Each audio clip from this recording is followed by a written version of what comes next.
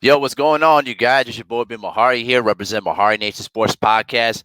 Much love to the entire LDBC and the basketball community.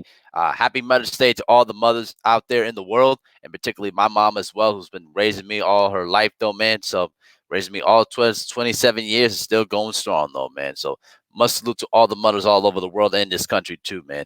All right. So, let's get down to business here about the video I'm about to do here, okay? So, apparently, there's been a huge uproar from Shaquille O'Neal, for the last couple of days here. Okay, and it started yesterday. Um, Shaquille O'Neal basically responded back to what Draymond Green talked about when he was on the All Smoke podcast with Steven Jackson and Matt Barnes, and it was on in late April, where basically Draymond Green was talking all sorts of stuff about how they would beat the three-peat Lakers though. So the 30-year-old pretty much made said some harshing comments, basically talk about how he claimed that his team could have easily beaten the three-peat Lakers with Shaquille O'Neal and Kobe Bryant. He said, and quote, "Me and Kobe would have fucking destroyed Shaq in the pick and roll."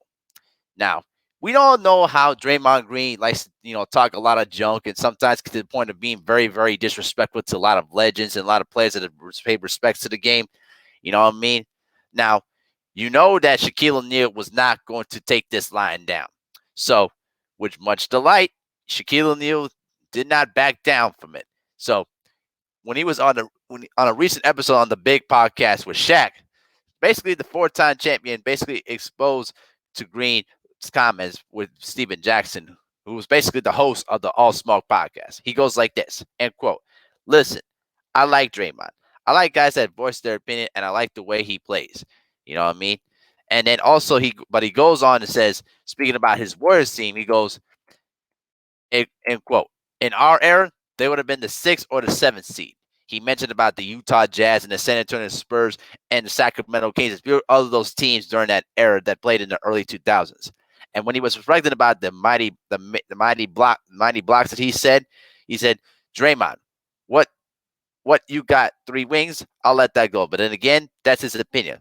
I try not to get personal with people's opinions, but however, Mr. Draymond, like you said, I would have torn your ass up on that block. And guess what? Jack's right. Because Draymond Green would have not done a damn thing against Shaquille O'Neal in the block, particularly when they were winning championships. So let me talk. Let me just break down what's been going. Let me break down my opinion about this whole perspective here. Okay. Now, both of those both of those teams are great teams in their own way. Okay. And particularly, the Warriors have been very, very successful in terms of using the long ball and using the long ball effectively to win their championships. Okay, but there's been one main criticism about their team is that they sometimes play like they don't like they play too much into their own ego most of the time. That sometimes they sometimes bleed too much of their own hype and sometimes let their own hype get in the way. Okay, and particularly when I'm talking about the 73-9 Warriors team. That team should have easily beaten the Cavaliers in 5 games if they would have not gotten into their emotions, and particularly when Draymond Green decided to play low blow tactics against Steven Adams in the conference finals, and then also against LeBron James in the NBA finals. They would easily would have won back to back, and you could make the case there could have been 3 in a row if Draymond Green did not get himself suspended. Okay, and so they have a bit of an asterisk to themselves when it comes to their championships. Okay, now the Warriors team have not won back to back titles, even though they've won 3 out of 5. Okay, but the problem is they've not won back to back, and particularly they did not win 3 in a row. Something that Shaquille O'Neal and Kobe Bryant during the early 2000s did with ease. Okay, and so the big difference with that team was that Shaquille O'Neal's teams, up until that time, okay, Shaquille O'Neal and Kobe Bryant were basically an anomaly. They both had to depend on each other to help them win. Okay, and so Shaquille O'Neal during the 99-2000 season he was at his ultimate peak. He was in fine shape. You know what I mean? He was playing the best basketball of his entire career, and he was 1 vote away from being the unanimous MVP, something that Stephen Curry already achieved.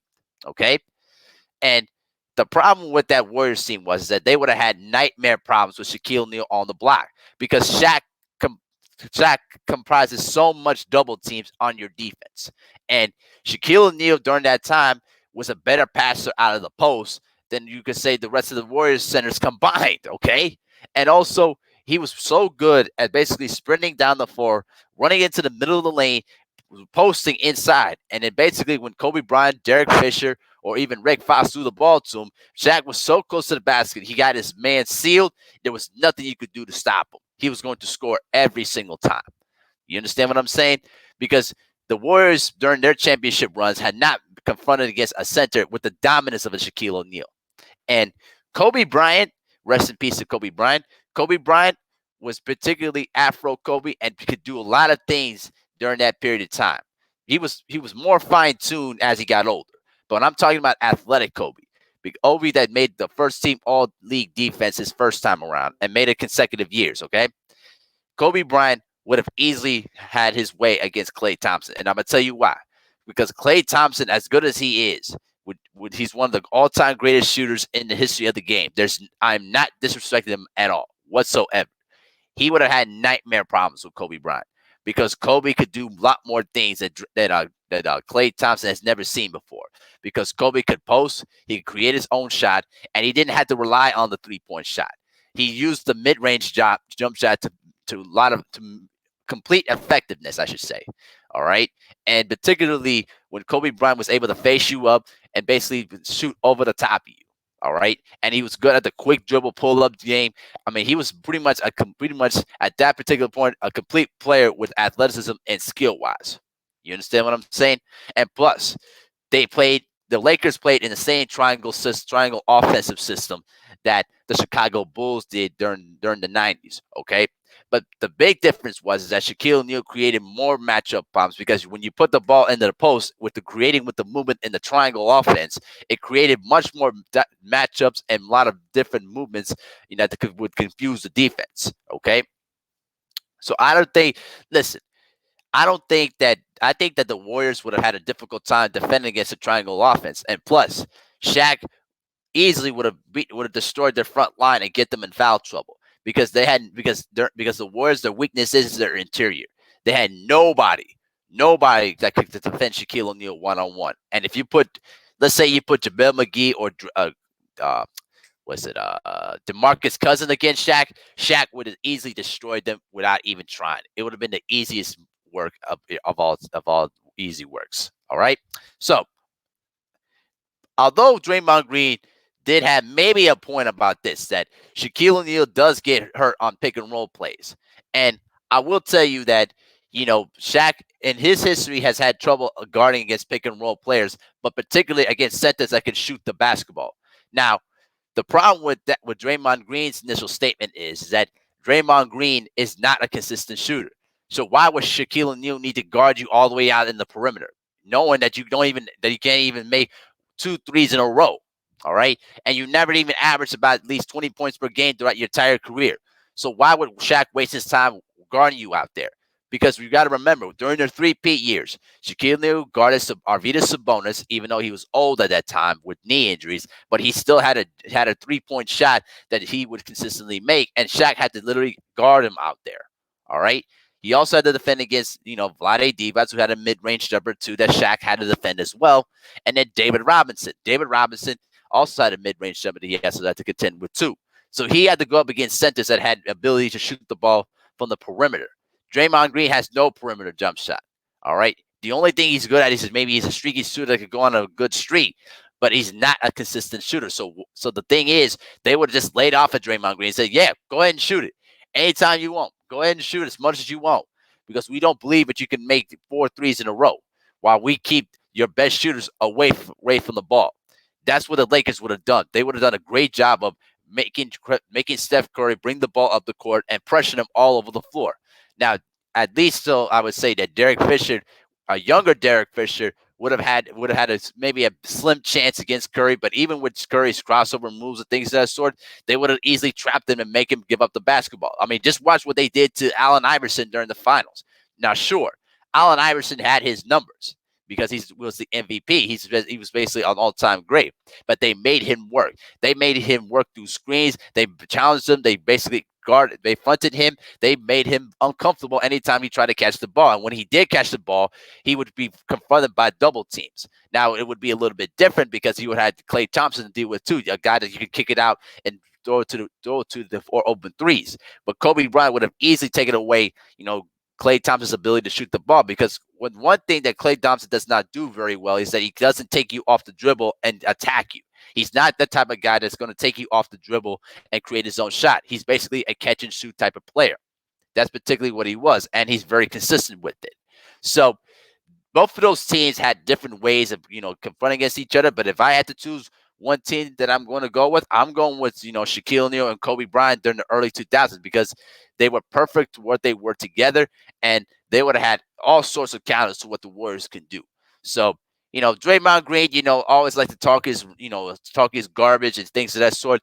But as always, he's wrong about this one, because there's no way that the Warriors would have been able to compete against against the Lakers at that time. And he's right. And then Shaq's about right about one thing, because the Western Conference in the early 2000s was deep. You had the Sacramento Kings with Webber and Divac and Bibby. You had the San Antonio Spurs with Tim Duncan and David Robinson. You had the Portland Trailblazers with Rasheed Wallace, Sabonis, and Scottie Pippen. You also had to consider that the Dallas Mavericks were up and coming with Dirk Nowitzki and Steve Nash and Michael Finley.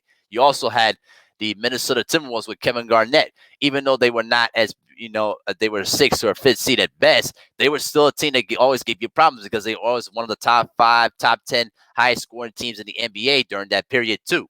So all these things really illustrates to the point of how maybe the Warriors would have survived maybe as an 8th seed, because even if they would have won at least 50 or 60 of their, at least won maybe 52 or maybe 45 games, such a shape, they probably would have been at best maybe a maybe a 6th or 5th seed at best. Now, I'm not going to say they're going to be a 7th or 8th, because that would be an insult to them. But that's how I kind of figure in my head too, because if you go back to what the Western Conference was during the Shaq and Kobe days, they were deep, they were competitive, and they had guys in the Western Conference that could have made a great case that they were going to be championship contenders. So, that just is what it is, though, bro, during that period of time. But let me know what you guys think in the comment section. Does Shaq have a point, or do you think Draymond Green's got a point, though, too? So y'all leave your comments in the comment section. Later on at 2 p.m. Central Time, right here on this channel, we're going to have ourselves a free open topic show, to celebrate our accomplishment of 600 subscribers. So y'all tune in for that. All right, y'all. Peace.